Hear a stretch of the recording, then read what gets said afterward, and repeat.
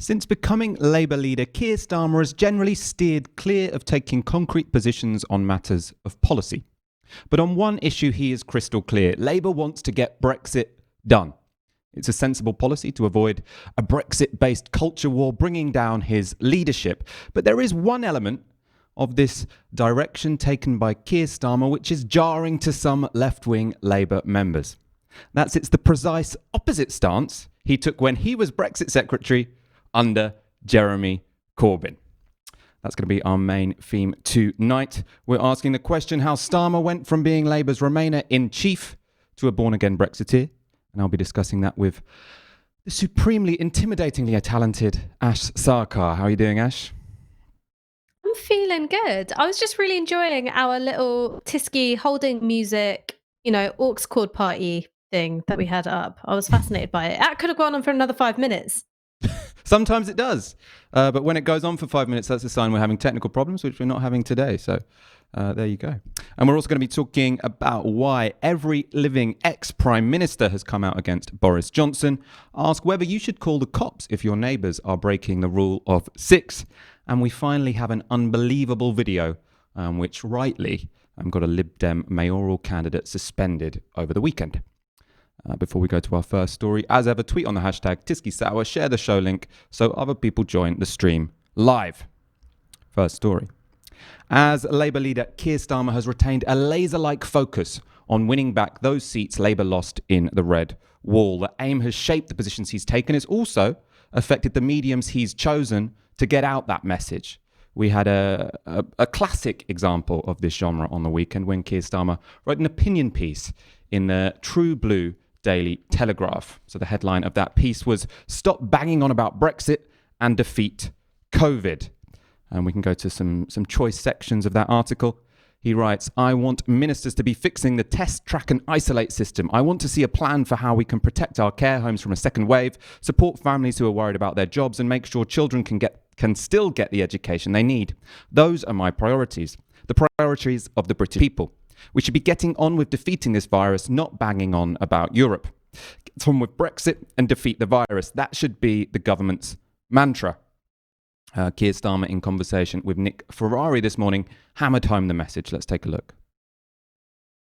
It would be far better to recognise he's wrong, go back, bring forward something that will work, and in the meantime, get on with the deal. We need a deal. That's in the national interest. So my message to Boris Johnson is get on with it. You promised there was an oven-ready deal.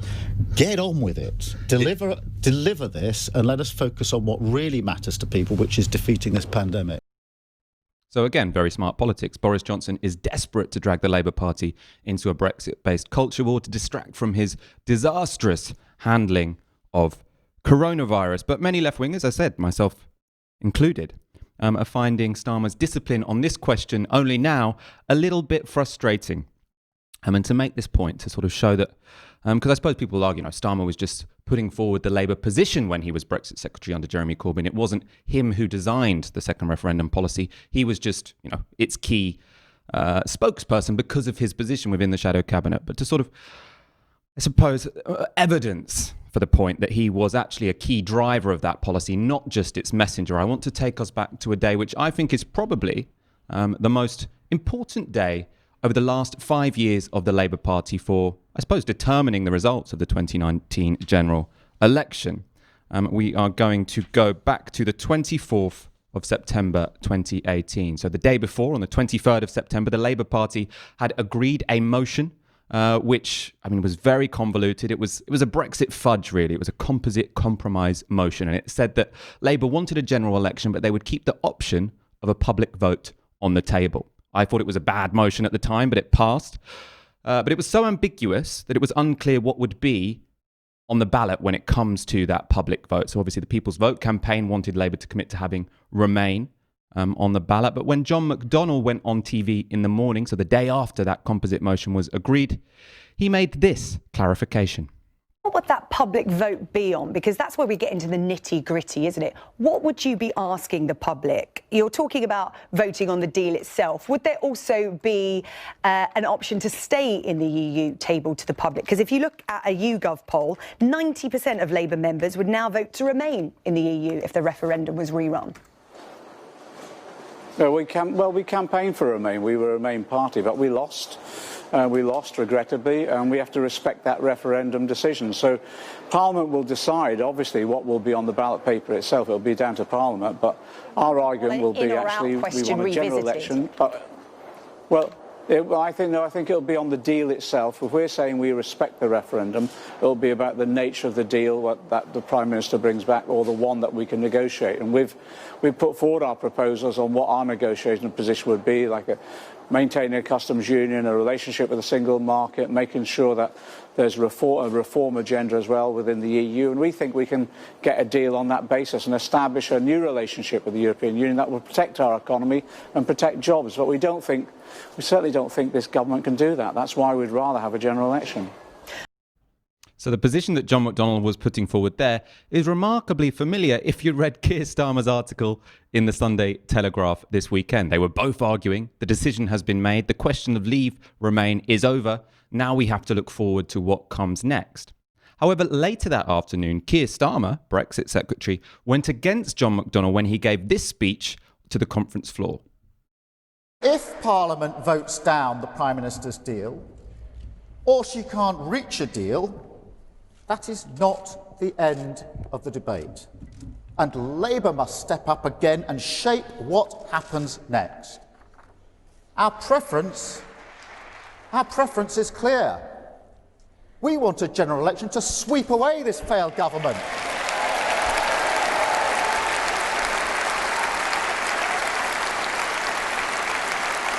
And conference. Having swept them away, we want to install a radical Labour government capable of transforming this country. And that's what should happen after 2 years of negotiations ending in failure. But if that's not possible, we must have other options. And conference, that must include campaigning for a public vote. It's right that Parliament has the first say. But if we need to break the impasse, our options must include campaigning for a public vote, and nobody is ruling out Remain as an option.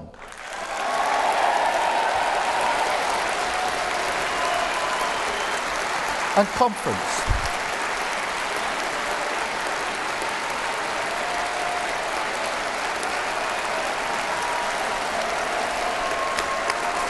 And conference.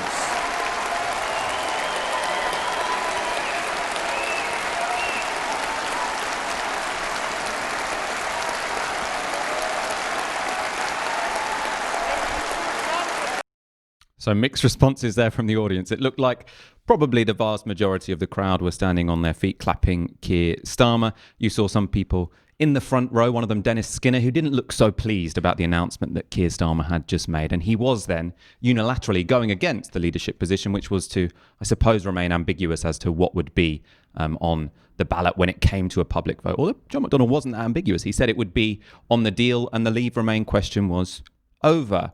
Ash, I want to go to you. Obviously, this pivot from Keir Starmer has alighted much controversy on left-wing Twitter. Lots of people annoyed that they see that Keir Starmer's commitment to the Remain cause was one of the reasons why Labour lost so many seats in 2019. But now that he himself is leader, he's taken the pragmatic line that, of course, Labour can't be a Remain party because that just doesn't work with the electoral geography of this country. So is it fair to be frustrated at the timing of this particular pivot?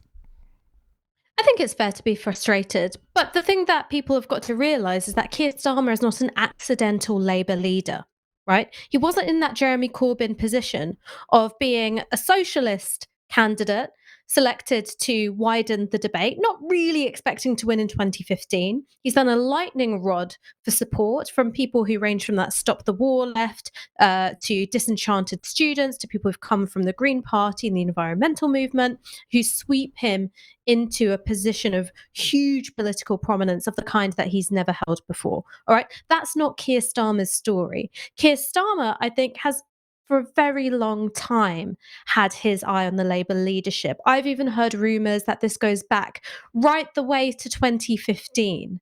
And so I think that he had to do two things, and it involved doing the switch. One was identifying where the bulk of the Labour Party membership was and where the bulk of his support in the centre-left media could be. Right. And that's when he's in a shadow frontbench position, but not yet making noises about Labour leader, even though it's pretty clear that that's something he'd go for if that position was open to him. And that meant not just taking a Remain position, but being seen to take Labour in a more Remain position, regardless of what the electoral outcome was from that. And as we know, Labour's Brexit position was a huge part of the loss of those red wall seats in 2019. And I'm going to put my cards on the table in favour of taking a second referendum position, especially after the European election results. And it's my opinion that there would have been those constituencies would have flipped as well in 2019, even if they'd stuck with a soft Brexit custom union position. And the reason why I think that is because, well, you still have Labour Remain voters in those seats, and that window was so tight that the loss of those voters to the Lib Dems, or even not turning out to vote, I think could have resulted in Conservative majorities in those seats. That's what I think. I think it's a very tough position for Labour to be in. But someone like Keir Starmer could have put his shoulder to the wheel in advancing Labour's soft Brexit position. He could have put his shoulder to the wheel in closing down that repetition of the question of 2016 in Iran. He didn't do that, and I think that's because it was beneficial to his political career. It self-evidently was. And now he wants to be Prime Minister. And he knows that he can't do that by waging a liberal culture war on Brexit. And he knows he can't do that. So he takes the only position that is available to him in terms of putting together that electoral coalition again. And taking the position, which was the only one available to Jeremy Corbyn in 2017, the one that he was punished for again and again by the centre-left media, by the People's Vote campaign, by MPs in his own party, and yes, undermined by Keir Starmer. But that's politics. People stab each other in the back. If you want a friend in politics, get a dog.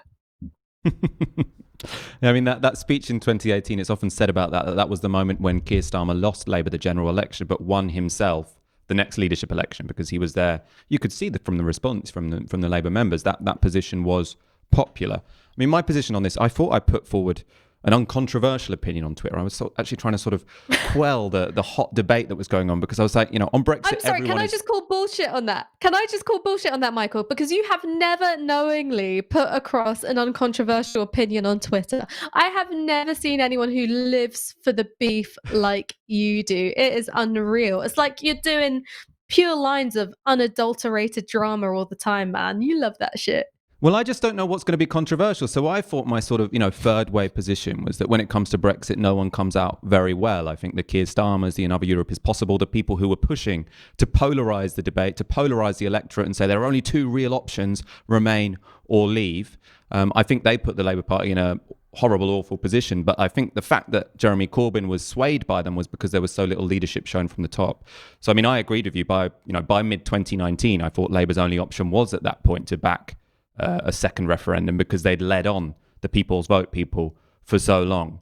And what should have happened is that the Labour Party stood up at the start of 2018 or after that general election in 2017 and said, look, we think it's absolutely ridiculous to suggest having a second referendum.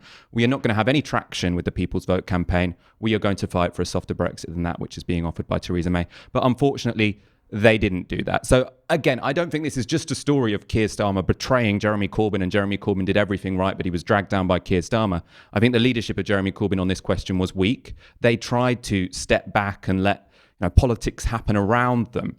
And that meant that this sort of attempt to polarise the electorate by the likes of Another Europe is Possible, Keir Starmer, potentially Boris Johnson, definitely sort of did manage to leave Jeremy Corbyn and the Labour Party with very little room for manoeuvre. But yeah, I do find it, especially the commentators as well. So in terms of Keir Starmer, I think it looks like he has acted in his political self-interest throughout this period of time. But what frustrates me is commentators, when Jeremy Corbyn was openly trying to avoid a Brexit-based culture war, were saying that makes him the handmaiden of Brexit. Now Keir Starmer is not getting involved in a Brexit culture war when Boris Johnson is literally about to break international law and try and take us towards a no-deal Brexit. Everyone's like, oh, this is really smart politics from Keir Starmer. Really nice to have a grown-up back in charge. And it is just that disingenuous, which I think actually confirms the suspicions of people who did think that many of the people who were campaigning for a second referendum only did it because they knew it would scupper Labour's electoral chances and they didn't care. I mean, can I come in on that very briefly? I don't think that everyone in the commentariat is smart enough to be scheming. I think that there are some people, definitely, particularly aligned with The Observer, who identified that Brexit was a wedge issue between Labour's membership and bits of Labour's electorate. And so they hammered that home as much as they could. But then I think that there are other columnists who have demonstrated a lack of memory retention, which would challenge even the most forgetful of goldfish when it comes to thinking about their own positions and the ones that they took with relation to Brexit and Jeremy Corbyn. And I think a lot of that is just, I think that comment writing, and I say this as someone who does comment writing as well, conditions your brain to be stupider. And I think one of the things that it instills in people is a lack of humility and self-reflection. There's pressure to deliver the take which meets the demands of this moment, and you don't really think about it as a coherent body of work. And I think that that is a real disservice to your readership, but that's also, again, that's the name of the game in terms of being part of regular media work. Your job is to produce 600 to 800 words of idiocy every week. And I mean, so much of, I think what the election and the result of it has proved is that while so many of the commentariat were getting themselves into this sort of parallel universe where everyone was desperate to have a second referendum, or at least 50% of the population were desperate to have a second referendum, or 52%, that's always the figure. It was 52-48, now it will be 52-48 in the Remain direction, and everyone fought like themselves and was considering Jeremy Corbyn to be a traitor because he didn't want a second referendum. It came around to the general election, and I think everyone was fucking relieved when they realised we didn't have a second referendum. Even me, obviously I would have loved Jeremy Corbyn to win a majority, but the one silver lining of Boris Johnson winning that election was that we didn't have to, the Leave Remain divide, that toxic, pointless divide, could be, condemned to the past. And we're going to go on to our next story, which again is somewhat Brexit related. This is more immediate because this is what's going on in Parliament right now and what's going to be going on in the next week. Before we go to that, do make sure you share the show link and make sure you're subscribed to the Novara Media YouTube channel. Hit that subscribe button, hit that notification button. Next story. Starmer believes his path to Downing Street needs him to keep quiet about Brexit, but former occupants of Number 10 have no such concerns. Since the details of the internal market bill were published and Boris Johnson was explicit that Britain were going to break international law, all living former prime ministers have come out against the move. So let's take a look at them in order. So last week, Theresa May kicked off opposition in Parliament with this intervention. The United Kingdom government signed the withdrawal agreement with the Northern Ireland Protocol. This Parliament voted that withdrawal agreement into UK legislation. The government is now changing the operation of that agreement. Given that, how can the government reassure future international partners that the UK can be trusted to abide by the legal obligations of the agreements it signs? The next to put their head above the parapet was Gordon Brown. He told the BBC that overriding the withdrawal agreement would be an act of self-harm. Following that, over the weekend, John Major and Tony Blair together penned an op-ed for the Sunday Times.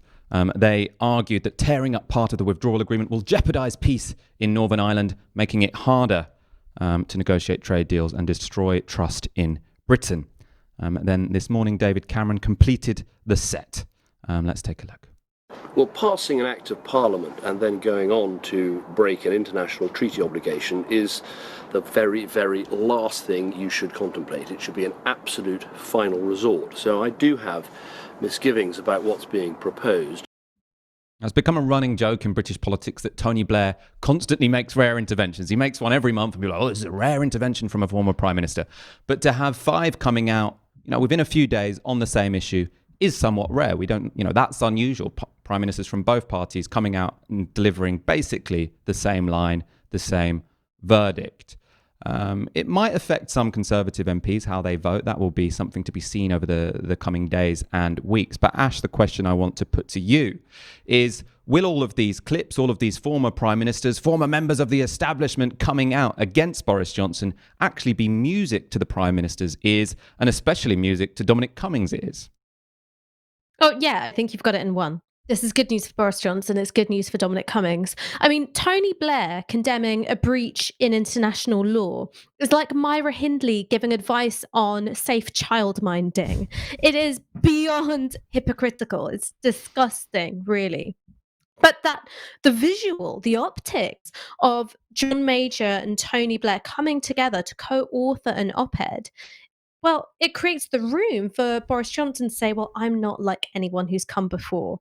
I'm not like these decades of failed, self-serving, craven politicians where you couldn't get a piece of Rizzler in between them anyway. It allows him to create the illusion of political difference. And that's really useful if you're a Conservative prime minister coming in after 10 years of Tory rule.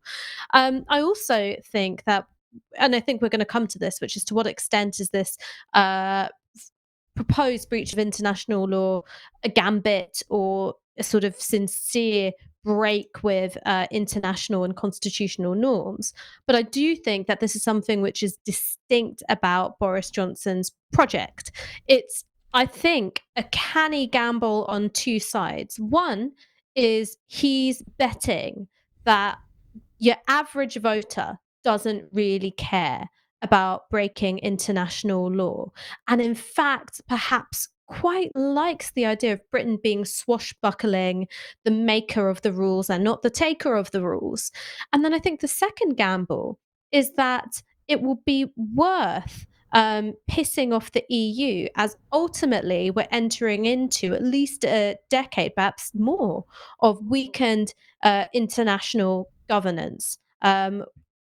The idea that there's a powerful framework holding the different nations together, I think they're saying no, that's not going to happen. And thirdly, of course, that opens up a possibility to concentrate power in national governments, which is something that Cummings, Johnson, Suella Braverman are all very, very interested in. So I don't think that this condemnation from 5 former prime ministers is necessarily a bad thing, because those are 5 former prime ministers who I think, really, aside from Gordon Brown, have had their reputation in tatters. Wait, was it 5? It was David Cameron, Tony Blair, Gordon Brown, Theresa May. 4.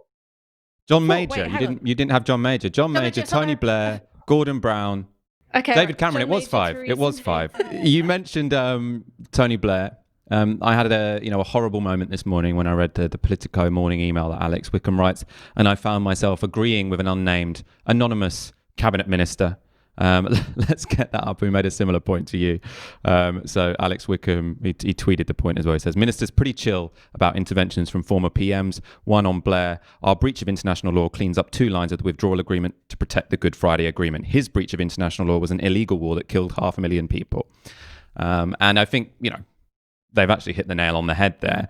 I don't think Boris Johnson's move to break international law is particularly justified here, but the idea that the British establishment treats international law as something that is sacrosanct is ridiculous. And also, when it comes to the consequences of breaking international law, there have been far greater, more egregious examples than this rather technocratic one.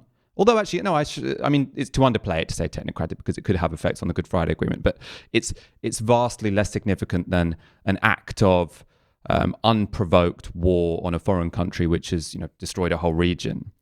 Johnson might not mind breaking the law. No, not mind having the lawbreaker moniker attached to him. Me, Ash, this government minister, all kind of agree. The Labour Party are wagering, though, that Boris Johnson might be more worried about being considered incompetent.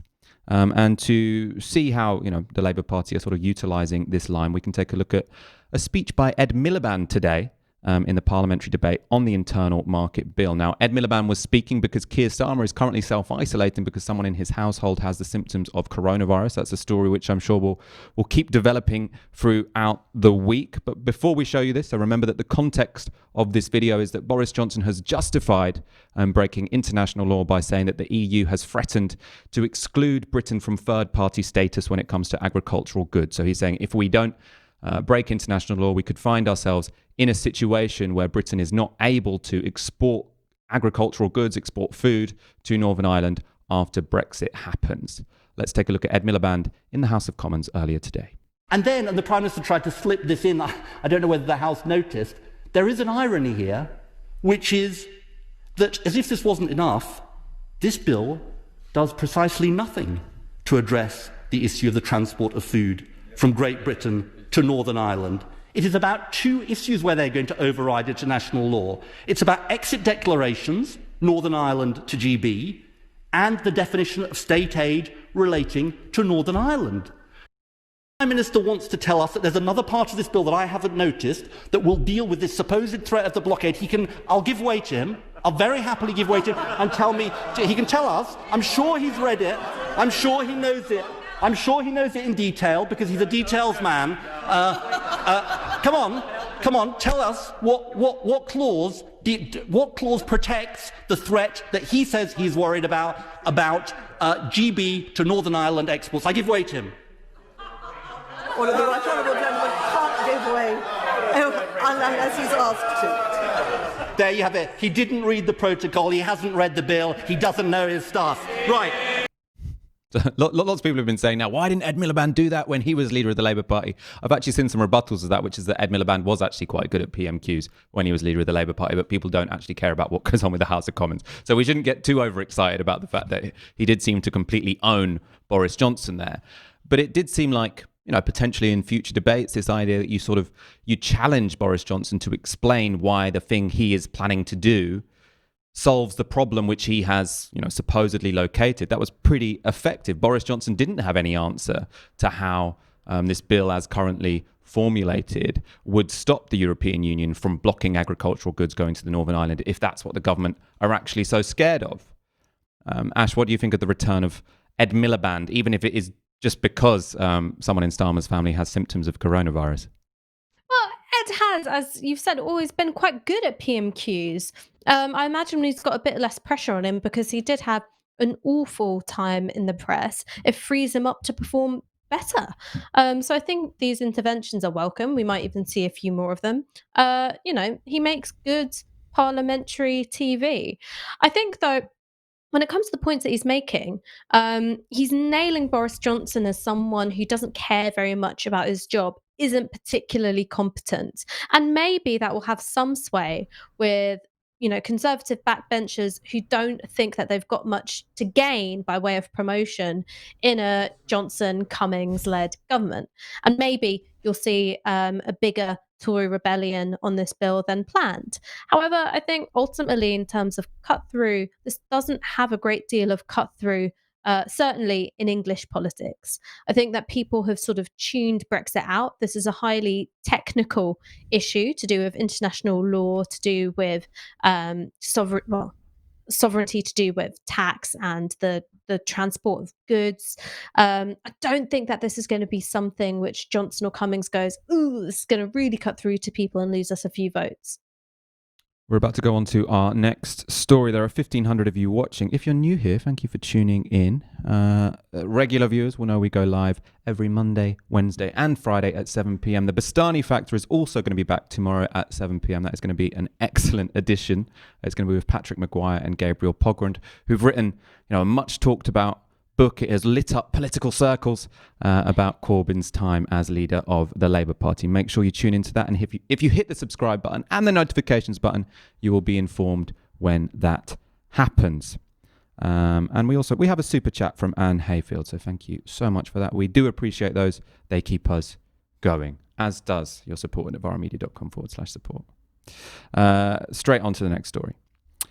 Today, the rule of 6 comes into force. This makes it illegal for people to congregate in groups of more than 6 apart from in exceptional circumstances. Now, as we've talked about before, those exceptional circumstances generally mean when any super spreader event also provides opportunity for someone else to make a profit. So you're allowed to congregate in groups of 6 if your boss tells you.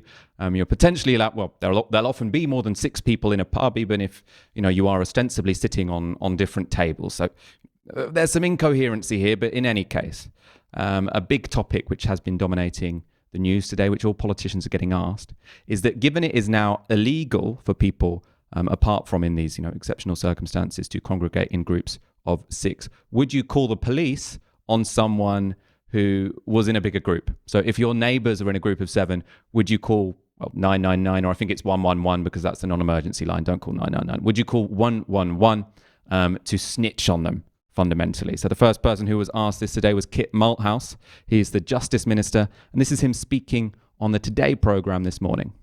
Well, we're in discussion about what reporting mechanisms might be, but there obviously is the non-emergency number that people can ring and report issues if they wish to, and certainly during lockdown, the initial phase of lockdown, we did see a surge of those reports coming through to the police. If people are concerned, if they do think there is being contravention, then that option is open to them. But should they use that option? So you think, or you see 7 people in the next door neighbour's garden. Should you ring in and report that neighbour? Well, it's open to neighbours to do exactly that through the non-emergency number. And if they are concerned and they do see that kind of thing, then absolutely they should think about it. Well, if it's now the law, they should be concerned, shouldn't they? Yes, they should. So they should ring in and report that neighbour? Yes. I need to correct myself. The number is not 111. That's the number you call if you want health advice. The number is 101, which is the line for non-emergencies if you want to speak to the police. Anyway, let's go on to Ed Miliband. He was asked the same question. He's Shadow Business Secretary. You just saw him speaking in Parliament. Let's see how he responds to the question of whether he would call the police on 7 people having a barbecue. I think we all have a responsibility. If we see examples of people failing to follow the rules, gathering in large groups, for example, I do think we've got a responsibility to alert the authorities, because the thing about this pandemic is we owe responsibilities to each other and we've got to look after each other. So if your neighbour's having a party of 20 people, will you be calling the police? I think we should call the authorities, yes. I think all of us have a responsibility to act. And look, the best thing to do is for people to just follow the guidelines. But, I think we have responsibilities. Order, Ed there. Lucy Powell is next up, and she broke ranks with Ed Miliband, which is interesting because he is actually, kind of her boss. She is a shadow minister. He's shadow secretary of state for industry and business. I think she's for consumers, shadow minister for consumers. But anyway, this is her speaking on Politics Live. Lucy, let's see, you saw 7, 8 people in the garden next door. Would you report that neighbour? No, I don't think I would. Look, I think we've got to get the balance right here of taking the country with us, taking people with us, so that people understand what is required of them. Why is it proportionate, and is it clearly communicated? And in essence, we've got to get people to do this because they want to. Look, if I saw a party in a park of sort of 30 people all passing around drink bottles and things like that, then maybe I would call 111. But right. The 111 service is under enough pressure as it is at the moment. So I wasn't the only one to make the 111 mistake. Lucy Powell, they're also telling you to phone the healthcare line instead of the non-emergency police force. But I want to throw this question to you, Ash. Tomorrow is going to be 30 degrees, I think, your neighbours. Imagine you can smell sizzling sausages. They're having a barbecue. Your sort of eagle eye turns to look to see, who is having this barbecue. And, God forbid, you see that there are 7 people sitting around eating hot dogs. Do you call the police? Do I look like a grass to you, Michael? I wasn't expecting you to say yes, but how big? If there was 80 people in the garden, and they did look like they were seriously having a bit of a COVID fest, what about then? I'm not calling the feds. I'm not calling the cops for anything unless I think someone's at real risk of getting hurt. I've called the cops twice in my life, both times when I could hear domestic violence through the wall in 2 different flats that I used to live in. And it was because my flatmates wouldn't come with me to knock on the door. So that for me is the level of calling the cops. I believe that there's such a thing as a code and you handle things yourself unless you literally think somebody's life is in danger. So no, I would not call the cops. I also think that, Britain's got a weird personality type. On the one hand, we hate the nanny state. We all want to be trusted to make our own decisions. And also at the same time, we will 100% snitch on someone if, like in the early days of lockdown, they were taking more than one jog a day. The small claims courts in this country are absolutely wild for really petty conflicts that emerge between people. And we seem to want some kind of authoritarian, intervention to deal with some of these problems. I think if you're really that bothered about somebody having a party next door, you can knock on the door. If not, don't be a grass. So you're with Lucy Powell on this one? Yeah, I think don't snitch. Don't snitch unless someone's life is literally in danger. And then I think if you're going, yeah, I'm not a snitch, then maybe you need to cool it a bit. You're not fucking Stringer Bell. We're going to go on to one very much related story because, as we've spoken about so many times on Tysky Sour, if the government are asking people to make sacrifices to stop a second spike of coronavirus, they have to feel that other people are making sacrifices too. So the government has really focused on young people in their 20s having gatherings, potentially, just meeting in parks and having drinks or having people over. It's a very formative period of your life, your early 20s. So I feel somewhat sympathetic to people having parties, even if I wouldn't have one myself.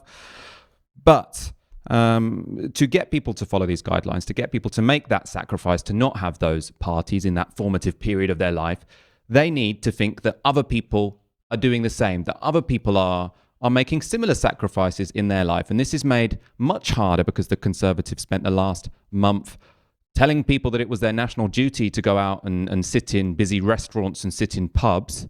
And it has also been made weaker by something we discovered today, which is that one of the exceptional reasons you are allowed to meet in groups of more than 6 is if you've gone grouse shooting and hunting. So we're asking young people, potentially in their first year of university, they're banned from meeting a group of more than 6 people. They're banned from any freshers events. That's one of the main ways you make friends in that formative period of your life.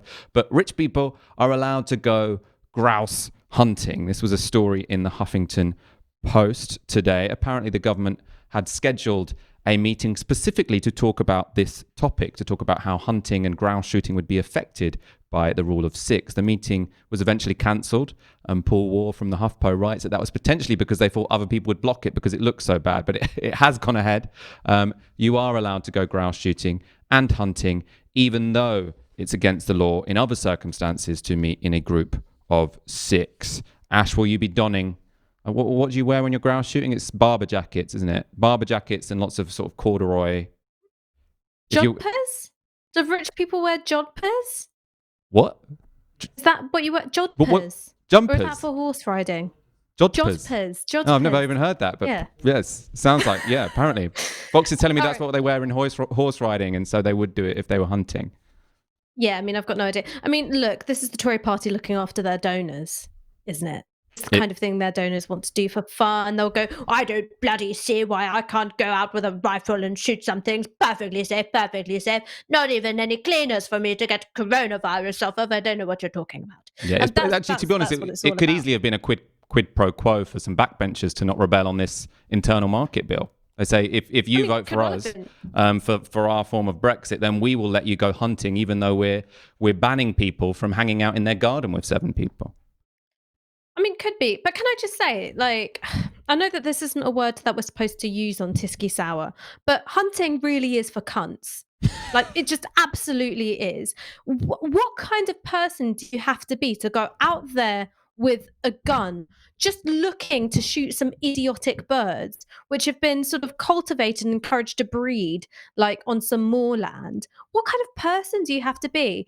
Ditto fox hunting. Ditto just shooting deer for the hell of it. Sure, venison, maybe tasty, but they don't even eat these things, man. They just chop their heads off and put them up as a trophy. It's psychotic. And I kind of think that so much of the British aristocracy, as well as the entrenched wealth and the privilege and the disproportionate grip they have on our political process, is just about the celebration of sadism. And it goes on at these stupid fucking hunting parties. It goes on at their boarding schools. It happens at their dining clubs. I just think it's a really horrible way to live your life. That's what I think. Sorry, should be banned regardless of the COVID rules. I'm going to go to. It should be banned, and even if they could do it without killing animals, I just don't want them to have any fun. I just don't think stop dressing like that. No one should dress like that. With jodhpurs, a word I've just learned. I want to bring up one other sort of, well, I suppose that many people wouldn't consider allowing people to hunt when you can't have a gathering, a fuck up, but everyone should admit that this is wrong. So we learned from Ben Kentish today at LBC. We can get up this tweet. There are currently no tests available in any of the top 10 COVID-19 hotspots in England, LBC can reveal. No walk-in, drive-through or home tests available for people in Bolton, Salford, Bradford, Blackburn, Oldham, Preston, Pendle, Rochdale, Thameside or Manchester. So in the areas of the country where COVID is at its highest levels, you cannot get a test by any method. You know, if you go in a car to a drive-through centre, you can't get a test. If you order a postal test, well, you can't order a postal test because the website currently tells you that they are unavailable. So this is a complete shambles. That story follows quite an explosive leak that the Sunday Times revealed on the weekend. It was summarised well in Gabriel Pogren's Twitter thread. He wrote the story.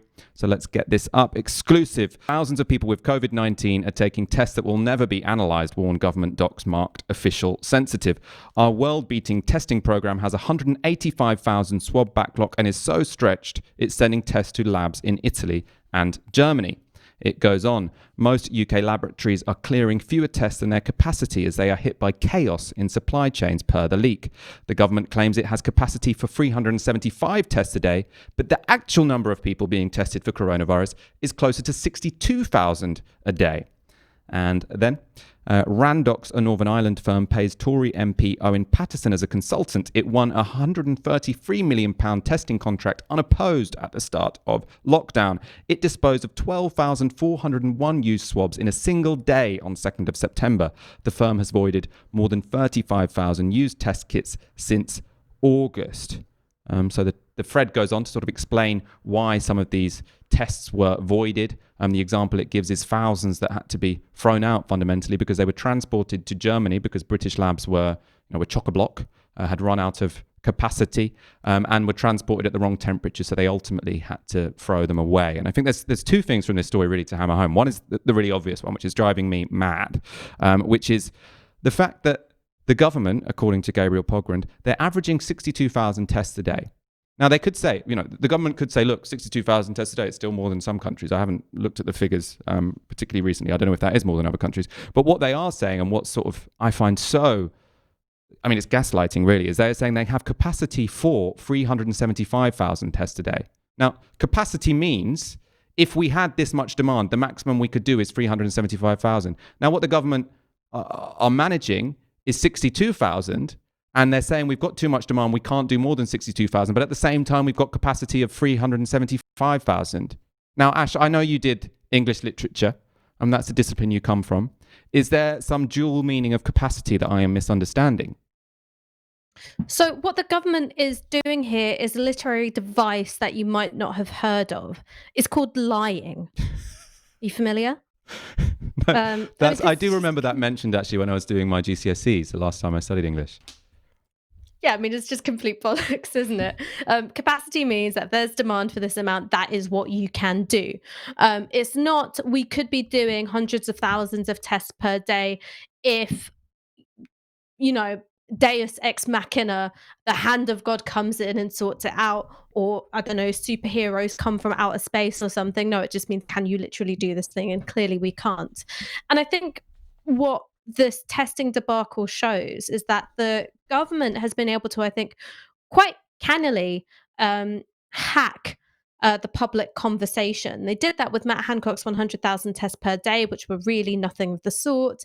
It was about getting splashy headlines, but doing remarkably little to deal with the impoverished testing infrastructure that we have in the UK. One of the reasons why we have such bad testing infrastructure is because of how balkanized the research and the public health sectors are in this country. That's one of the reasons. Much poorer countries have had much more effective testing regimes, and that's been one of the reasons why they've been generally better at containing outbreaks. And I think it's a pretty poor indictment of our lawmakers that we've not been able to get this sorted since March. We're going to go to some... Actually, no, before we go to comments, I do just want to sort of highlight one other bit from this thread, which is, again, the Conservatives outsourcing an essential service to a private company, in this case, Radox, which is doing the job pretty badly. Sorry, Randox, not Radox. I don't want to get sued by Radox. Randox, which is doing the job pretty poorly, and in this case is making direct payments to a Conservative MP. So that does look a little bit like corruption, doesn't it? If you're going to outsource to shit companies who don't do the job very well, maybe you should try and do that to companies, that don't have intimate connections with MPs from your party. And before we go to the next story, I'm going to go to some comments because we've got quite a lot. Rick O'Shea tweets on the hashtag Tysky Sour. No voter gives a shit about whether Boris Johnson is good at his job. They know he isn't good at it. That doesn't get people out to vote. If Labour doesn't offer enough in its manifesto, they won't come out for Labour just because of Johnson's incompetence. A very important argument. I think the fact that Labour at this point in time are just focusing on competence, it leaves a hole. We need to be offering also an inspiring alternative, a positive vision of Britain, as opposed to just saying we're more competent than the other guy.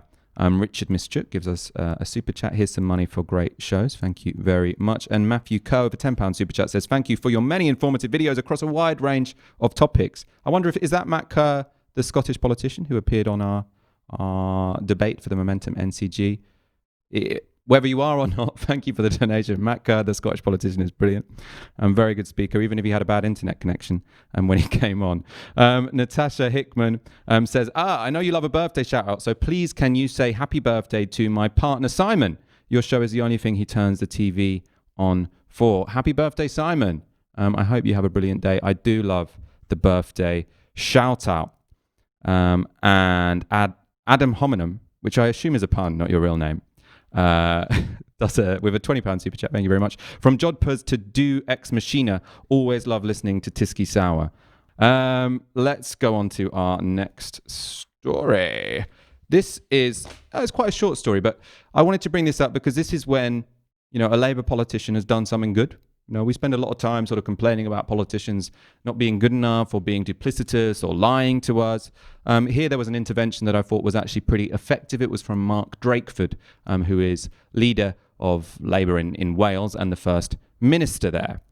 So he has taken a much bolder line than the UK leadership of the Labour Party when it comes to people going back to work, ending working from home. So as we've talked about so often, Boris Johnson is desperate to get people back into their offices, fundamentally to save his commercial landlord friends and also to protect a model of the economy which is based on low wages for people doing services in city centres like selling sandwiches, selling coffee, etc.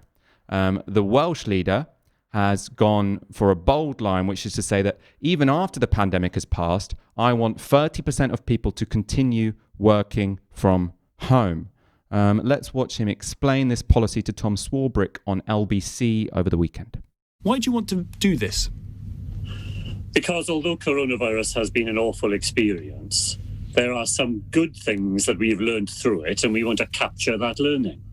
So we have learned in the Welsh Government that we are able to operate absolutely effectively with a large majority of our workers working from home or working remotely closer to home. And when coronavirus is over, we do not want to go back to the days where 2,000 people try to travel to our office in Cardiff at 8:30 or 9 o'clock in the morning and all leave again at 5 o'clock in the evening. What happens to allow that learning to be captured? What happens, though, sorry to interrupt, to the economies in those cities, the bus networks, the trains, the coffee shops, the restaurants, the cafes, the bars? What happens to them? They're going to be hit massively by this. Well, I must say, I do think that sounds to me very much like the tail wagging the dog. We're not going to organise the way we work in the future to keep cafes open where they are now. Those businesses will alter and adapt. We know already in some parts of Europe where people are working far more from home, those cafes and restaurants that opened in city centres have relocated out to places where people live and still need those services. But the impact on pollution, the impact on air quality, the impact on quality of life and work-life balance, All of those can be improved by capturing some of the things we've learnt over the last months. Now, as well as being a fantastic policy, the bit I thought about that particular interview, which was really impressive, was how he dealt with that final question. Because when people, suggest the idea that we should increase working from home, what will be sort of leveled essentially as blackmail is to say that then you support people losing their jobs who work in cafes, who work in central London retail, who work, selling coffee, whatever. And they'll say, for you to support people working from home more is for you to support unemployment, right? And they're saying, these are low-paid people that you are selling out with your policy of working from home. And I think Mark Drakeford turned that question on its head really well to say that if we organise our economy around the need to protect our current model of coffee shops, retail, in city centres, which everyone commutes to every day, spends an hour, crammed next to other people on the tube, huge waste of time, then that would be the tail wagging the dog. What we should do is think about what economy we want to build and then organise jobs around that. So if we do have more people working from home, as he says, cafes will move to the suburbs, they'll move to different places. Hopefully rent in inner cities will become cheaper. But even beyond that, I'd obviously be more ambitious and say if jobs are lost in certain services and people start making food at home instead of getting, takeaways from anywhere, then we should have a green industrial revolution, create millions of green jobs, millions of care workers, millions of care jobs, etc., etc. Ash, why do you think that Labour in the UK or UK Labour, Westminster-based Labour, has been so much less bold than Mark Drakeford on this particular question? Because no one in Keir Starmer's team wants to be seen outriding on something which isn't guaranteed to win, which might be polarising, and which doesn't necessarily have immediate support from centre and centre-right papers. Their strategy is much more small c conservative.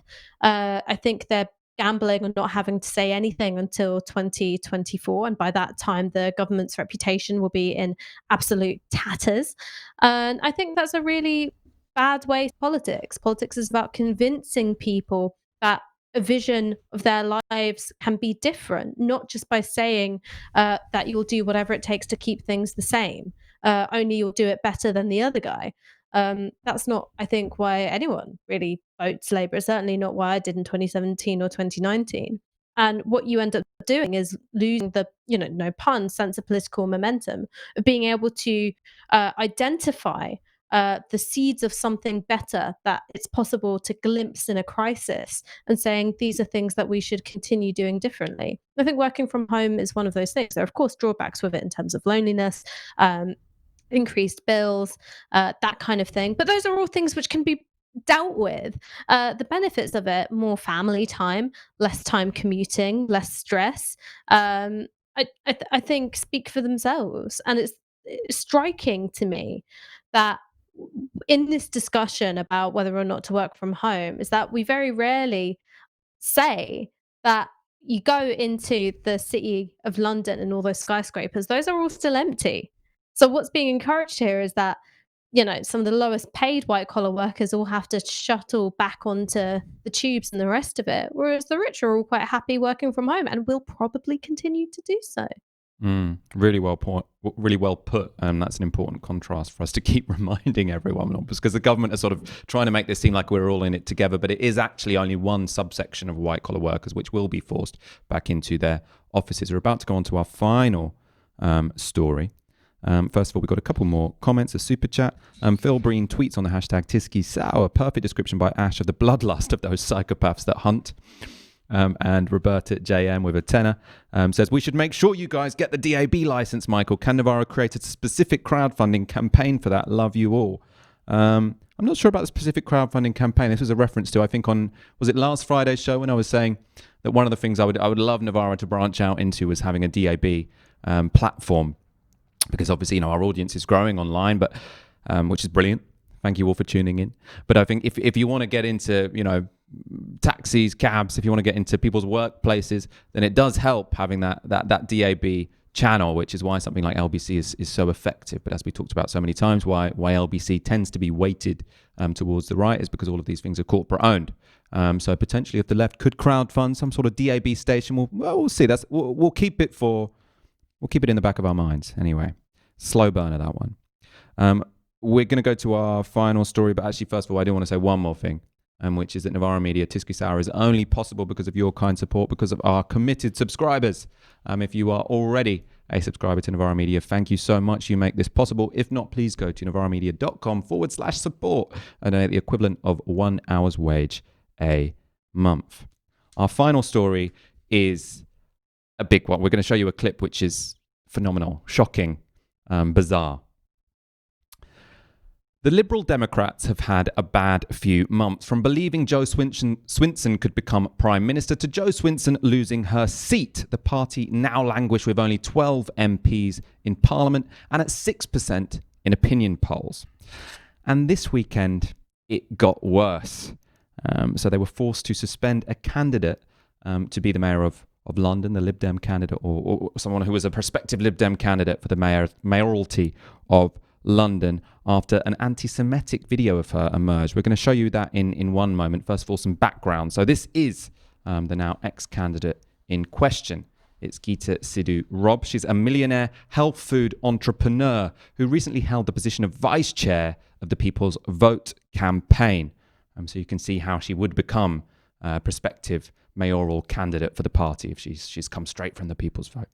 But last Tuesday they announced that Sidhu Rob would be on their shortlist of 2 to become the party's mayoral candidate for the London elections next year. So it was whittled down to 2. I think Lib Dem members in the city were going to get to vote between Sidhu Rob and one other candidate. Now, her shortlisting originally caused controversy because of comments that Sidhu Rob had made on the Channel 5 show Rich Home, Poor Home. Remember, this woman's a millionaire. Let's go to an article in Politics Home, which sort of gives us some background as to what she had said on that Channel 5 show. So, in October last year, Miss Sidhu Rob appeared on Channel 5 reality show Rich House, Poor House, where she swapped her £7 million London home for a 2-bedroom flat in a community housing project in Lambeth. During her appearance, the former vice chair of the People's Vote campaign said staying at the top of the council tower block was her idea of hell on earth, and described leaving the safety of Chelsea as an edgy experience. The Lib Dem hopeful was also filmed alongside a friend struggling to use a can opener and saying she did not want to drink tap water. So far, so Lib Dem, and I presume there were many at the top of the EU flag-waving party who were nonplussed as to why anyone think it would be problematic to put someone forward as a candidate for London mayor who had said such things about living on a council estate. However, a second video would be harder to ignore. So this is a clip from a BBC documentary called Campaign Confessions. It followed candidates in the 1997 election, one of whom was Sidhu Rob. She was then standing as a Conservative candidate for Blackburn. Actually, I should give you also a content warning. There is racism in this video, very explicit racism. Let's take a look. In Blackburn, the message from one Labour van prompts decisive action from Gita Sidhu. Hello? The Labour Party is going around with a microphone at the moment, saying she's against Islam. She's not Muslim, she's not one of us. Don't vote for her because she's against Islam. And this is making it racist, it's making it personal, particularly considering the fact that my husband actually is Muslim. So we're just going to pull the gloves off. I'm going to get a car and walk around, drive through town telling everybody Jack Straw's a Jew. As a Muslim, I'm going to vote for someone who's Jewish. That's it. That's what happened, and that's what we're going to do about it.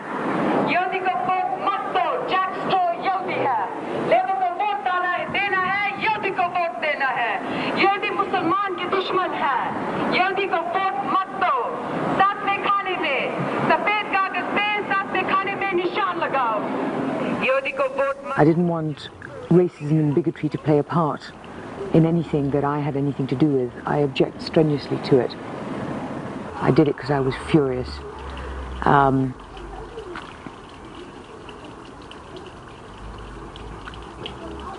So, I must admit, I wish I hadn't done it. Now, I mean, you shouldn't laugh because, I mean, it's incredibly serious. Someone shouting, about a candidate, they're a Jew, and also assuming that Muslims are going to be anti-Semitic. I mean, it's racism on so many levels.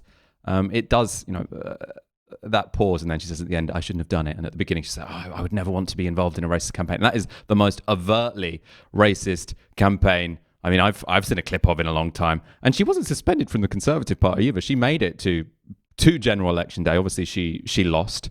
She came second in that seat. It was won by Labour. And it was only after that video emerged this weekend that the Lib Dems, I mean, they had no choice but to suspend her.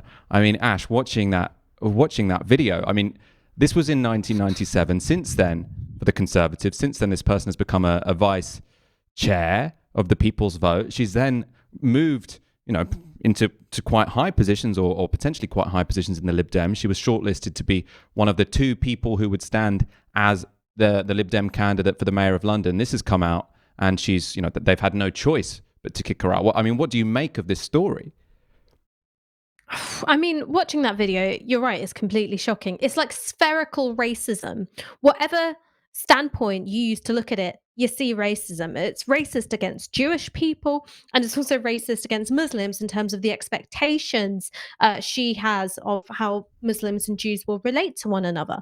It's horrible. It's absolutely disgusting. But I think what it demonstrates, and I think what this woman demonstrates more generally, is that what is often identified in the left as being a crank actually is not unique to one partisan political position. Here's someone who is pretty firmly on the centre right. She was a Conservative, she moved towards the People's Vote, she then became a Lib Dem. Right, that's a pretty, moderate, quote unquote, centrist political journey to go on. And throughout that, she's always had this kind of cockeyed worldview, whether it's her appalling behavior on that loudspeaker or some of her other interests. She's been on the record saying that she thought that her son's vaccinations caused his eczema. She's interested in this kind of, alternative nutrition kind of stuff. It's that real kind of, Gwyneth Paltrow goop kind of thing, which I absolutely have no time for. And it's cranky. In its way, it's cranky, except it's seen as more acceptable because it's not on, the partisan wings of the right or the left, but it's 100% crank behaviour. I would say easy miss for Londoners, but whoever becomes a Lib Dem candidate, there is no way that they're going to win the London mayoralty next year. So, I mean, I think Londoners would always have been spared, but this is obviously incredibly embarrassing for the Liberal Democrats that this person got so far. Presumably, I think just because she had, ex-vice chair of the People's Vote next to her name, and without looking seriously into, the depths of this person's horrific politics. Anyway, that is it for us this evening. Thank you so much for tuning in. If you do want to support the work we do, please do go to novaramedia.com/support and donate the equivalent of 1 hour's wage a month. Ash Sarkar, it's been an absolute pleasure speaking to you this evening. I'll be back. Thanks for having me, even if it was only like 5 pixels. We'll get you some high-speed internet really soon. Ash will obviously be back on the show next Monday. Make sure you tune into the Bastani Factor tomorrow. It's back. It's going to be a brilliant interview with Gabriel Pogrind and Patrick Maguire, who wrote the book Left Out, the inside story on Corbyn's Labour between 2017 and 2019. I'll be back on Wednesday for another edition of Tysky Sour at 7 p.m. I've been Michael Walker. You've been watching Tysky Sour on Novara Media. Good night.